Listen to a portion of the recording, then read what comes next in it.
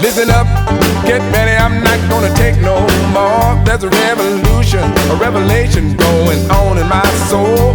Buckle up, get ready, we're not gonna sit back. Welcome back to Live from the Heartland for the week of May 8th in the year 2026. And now Euan Hague is going to tell us a little bit about our first guest, Chris Rivers. Take it away, Euan.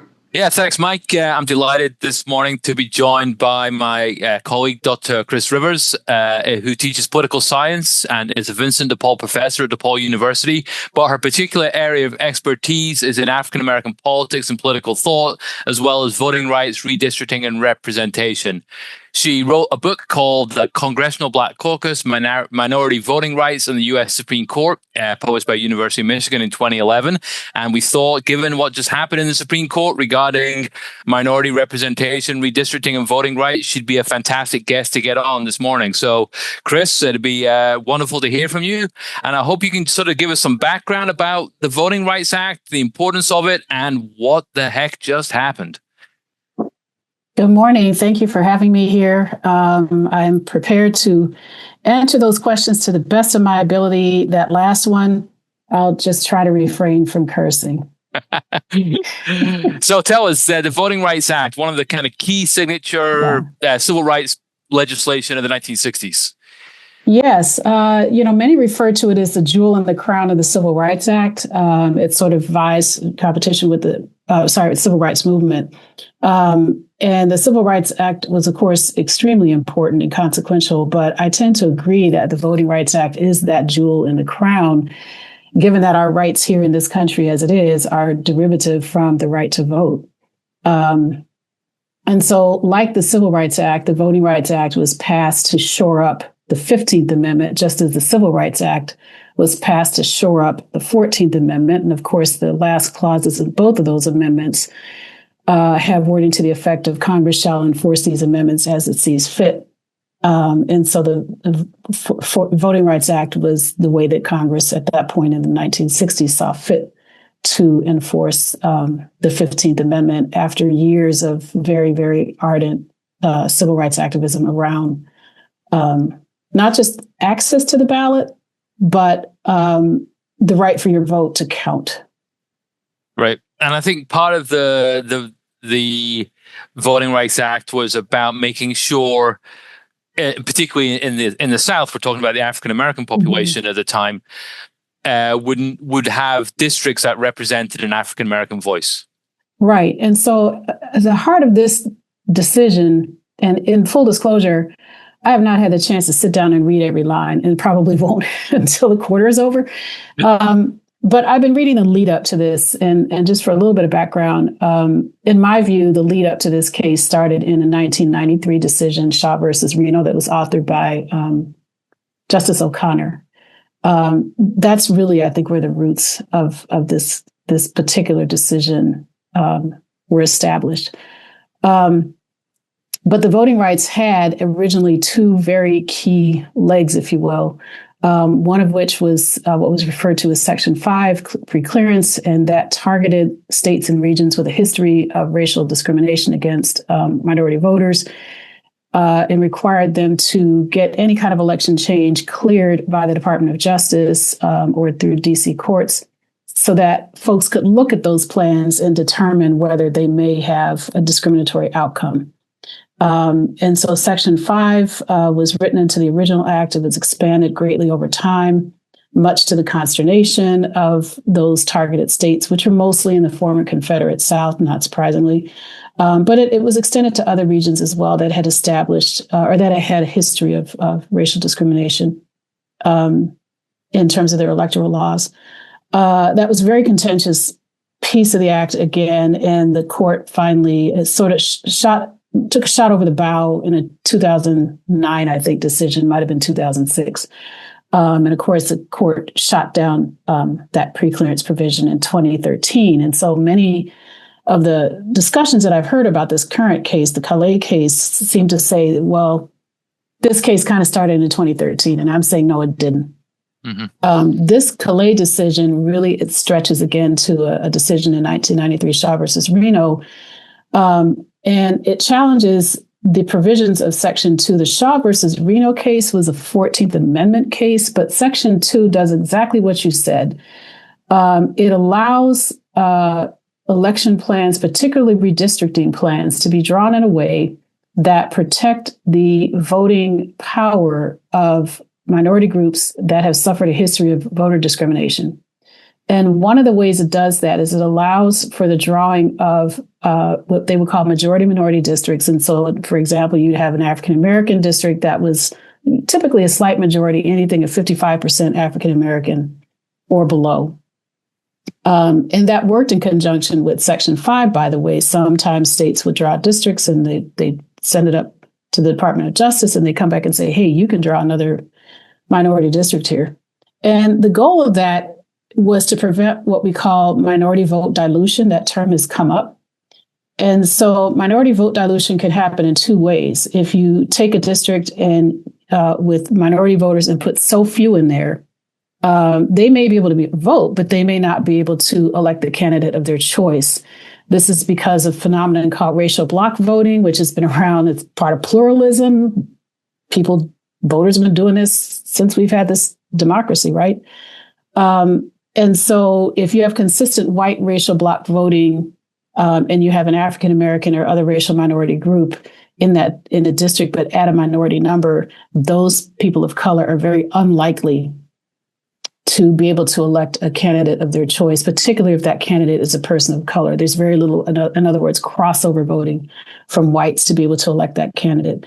So dilution happens when you put too few people of color in a district, which is called cracking, or if you put too many, let's say you draw a district that has 85% African Americans, that's way more than you would need for them to elect the candidate of their choice. And you could have the argument that one could have created two districts, minority districts, out of that one.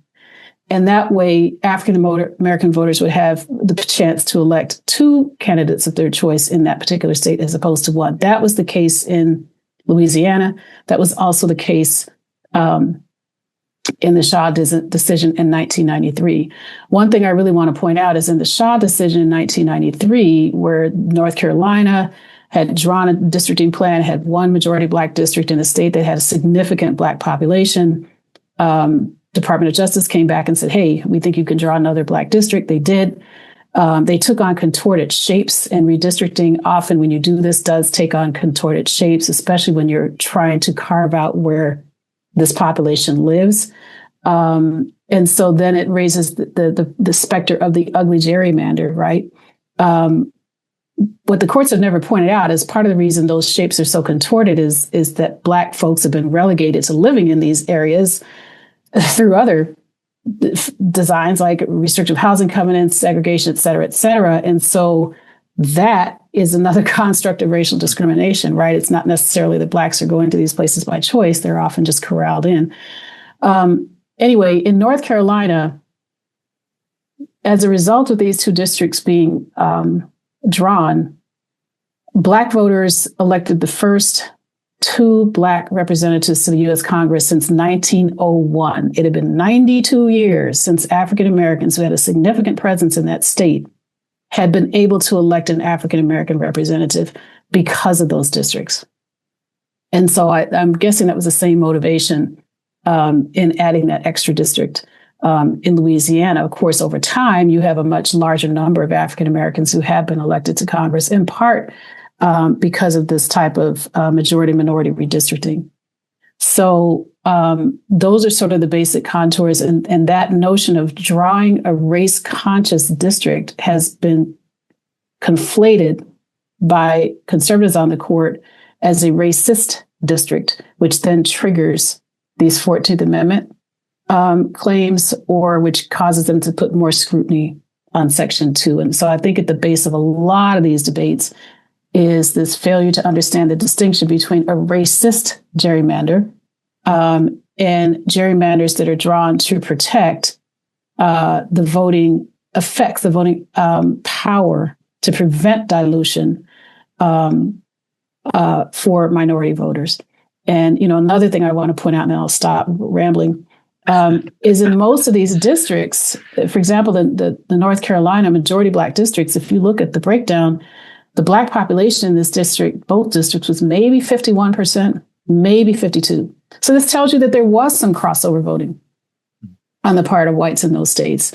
And I'm guessing that was the case in Louisiana. Again, I haven't had the chance to really look at it, but my point is there's a fine line between cracking and then packing, both of which are their own forms of gerrymanders. So what's going to happen now? Well, I'll stop there. Mike, I think you had a question now. I did. I wanted to ask, what do you think the ruling will have, what the impact will be, not only in the South, but across the country? And in the South, will it be the same for all these states? I think some of them, Georgia, kind of maybe will be different than Louisiana. And I guess the underlying question I always have is, will the Democrats or will progressives in the long run be able to do enough crossover to make a difference? I mean, that I think is probably the hope.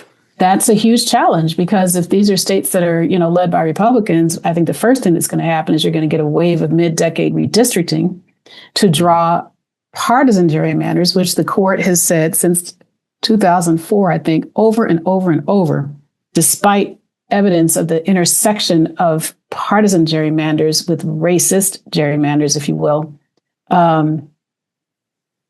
The court has continually kicked that can down the road and said, look, we're not going to say that partisan gerrymanders are unconstitutional. And I get that. There is nothing really in the Constitution that protects the 14th Amendment that addresses political parties, right? So I think what's going to happen in the short term is you're going to have a whole bunch of mid-decade redistricting in states that are controlled by Republican electorates or legislatures to create completely freely now a whole bunch of Republican gerrymanders, which, if you have a Republican gerrymander around a largely minority Black district, it also has the effect of being a racist gerrymander, because the vast majority of African Americans vote Democrat. And that issue, that issue has come up in the past in preceding cases. But the court, from what I can tell, hasn't really, this particular decision doesn't seem to pay much attention to that reality, to the extent that one draws a majority Republican district around African American voters in particular. They're effectively diluting the votes of African Americans because so few of them do vote Republican. And what you can now say is, well, no, we didn't have any racial animus here. We were just drawing around party lines. Right. So that's going to happen all over the place. It was already starting to happen, but it's really going to happen all over the place. And what it's going to do is then just really kind of lock the Republican Party much more securely in terms of what the state legislative makeup is, the gubernatorial makeup is, and that probably will trickle down to localities to a lesser extent, maybe if you're talking about, states with large and diverse cities, as opposed to their outlying areas. But it's going to create a big red wave of partisan gerrymanders, because the court has continued to say that there's no protection against partisan gerrymanders, even when you have this overlap on voters of color. It's less predictable that a Republican gerrymander would dilute the votes of Latino voters, because they're much more split in terms of how they vote. And that kind of depends on the region, and then what their own political background and what their own historical background is in terms of the countries that they're coming from. I think there's a couple of interesting things, and I understand that you say you've not read the ruling in detail, but just my take on it from looking at the media. Firstly, was this idea of, and you've kind of hinted at it, the idea of intent. It's just a coincidence, right? That Republican voters in these states tend to be white, and Democratic voters tend to be non-white, and so this idea of like it has a racial impact, but hey, it's just a coincidence. There's no intent behind it. And I think the other thing is the way the court almost flipped the amendment to say that a majority African American district was racist towards white people, right? Which was, again, it's that difference between racist and aware of race, right? Race conscious, race conscious, as you were mentioning earlier. I'll start with that second part, because when I read the Shaw versus Reno decision, and I was in graduate school at the time, just getting into this, taking a class with this amazing law professor, Catherine Abrams, who's now, I think, at Berkeley Law School. And that case had just come out, and there was a legal scholar, Euan Hague, who wrote a wonderful law review article that argues that that Shaw decision and that interpretation of the 14th Amendment to also protect whites against race-conscious districting, in his words, turns the 14th Amendment's Equal Protection Clause on its head. And there was a whole flurry of law review articles that came out, could fill a large library archive, making that exact point. And so I don't really have enough time in this session here to talk about how backwards that is. And when you really go to the framers' intent, which traditionally legal conservatives used to do, and if you look at the framers' intent for the 14th Amendment, it is very consciously and explicitly for the civil rights of freedmen at the time. And this is in the 1860s, right after the Civil War. Yes. The clear intent of the Radical Reconstruction Congress that came up with and ratified these 14th, 15th, 13th Amendments was to protect the civil rights of freedmen and freed people. The 15th Amendment was really to protect the rights of freedmen. The first two interpretations, let me rephrase, two of the earliest Supreme Court interpretations of the 14th Amendment were that it was created primarily to benefit freedmen and their rights, narrowly speaking.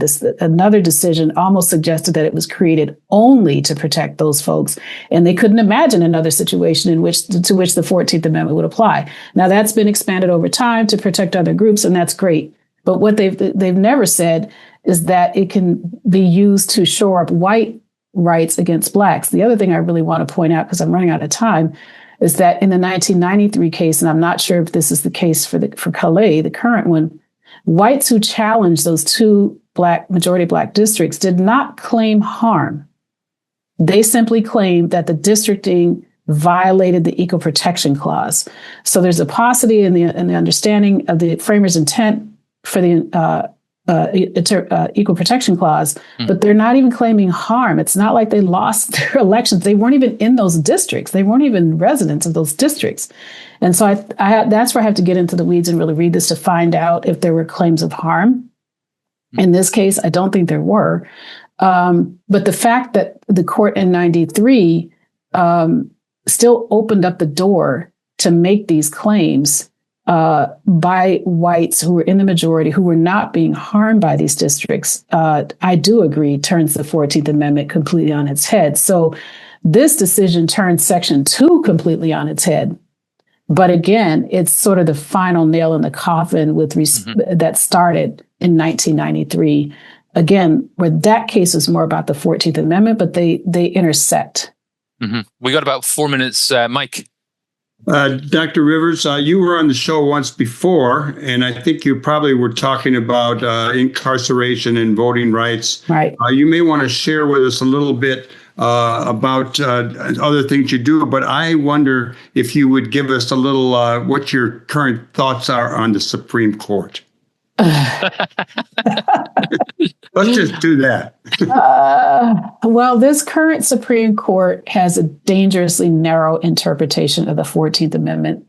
I'm not surprised. Chief Justice Roberts' hearings were probably the confirmation hearings that I most closely listened to. And he made it extremely clear how displeased he was with the Voting Rights Act. And he has acted on that.